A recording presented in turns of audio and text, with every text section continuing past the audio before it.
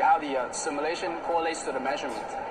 And from the EDA file, we can convert it into 3D, and the setup can be seen over here, the board layout, and of course you can change the layout properties and the stack ups in the EDA import.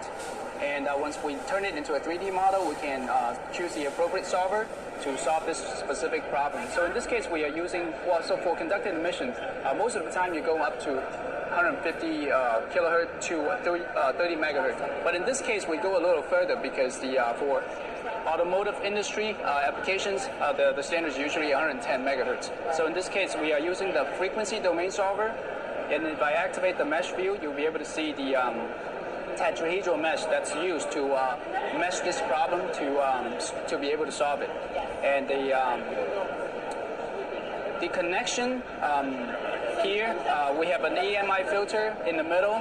We can switch between the different pin connections on the schematic to change this the behavior of this EMI filter, whether turning it on or off. And also we have two loads over here as well.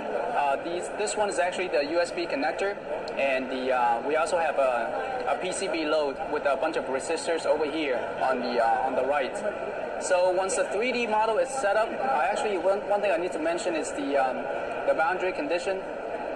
So we can look at here, the bounding surfaces are mainly open, and the bottom in the Z minus direction in this case, and also the Y minimum direction are set to electric, meaning that the electric walls will be placed at those specific boundaries planes.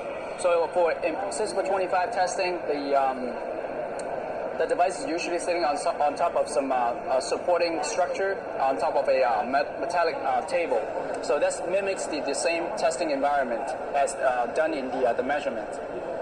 So once the 3D model is already set up, we can switch over to the schematic. So on the left, we have the DC input, and connected to it, the listen, and the listen in turn connects to our device over here. So the objective is to look at the conducted emission, mainly the voltage level across this 50 ohm resistor. So that's our result of interest. And the switching can be determined by terminating the specific pins, and also the EMI filter can be switched on and off with the termination of the pin 4 and pin 7.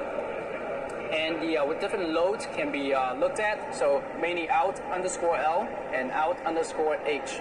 So the out underscore H is the USB load, and out underscore L is the PCB load. So once the schematic is already set up, we attach the appropriate components, for example, diodes, ferrite beads, etc. And we can run a transient task in this case. So the transient task allows us to specify a specific switching waveform, and we can assign the appropriate rise time and also fall time along with the appropriate duty cycle. So to get our correct switching speed for this DC to DC converter. So once everything's already set up, I can run the task. Here I already have the results, and we're mainly interested in the listen P voltage. So here's the simulation result, and here if we look at the peak, so we're looking at 95. That's for the USB load, by the way. So on the left in the computer screen, we have the simulation result, and on the right we have the measurement result.